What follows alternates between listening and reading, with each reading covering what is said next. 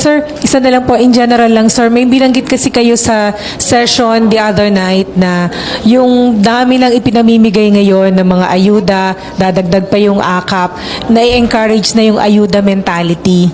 Sir, pa-expound lang po doon. Thank you. Well, nakakalungkot nga.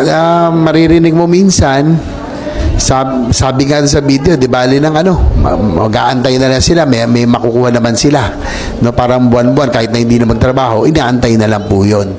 So, ang maganda siguro kung lagyan ng, halimbawa, tupad, dapat may training, pasukan niya ng training or skills development para po pag-graduate nila, they will now be eligible for jobs and opportunities and other opportunities and employment.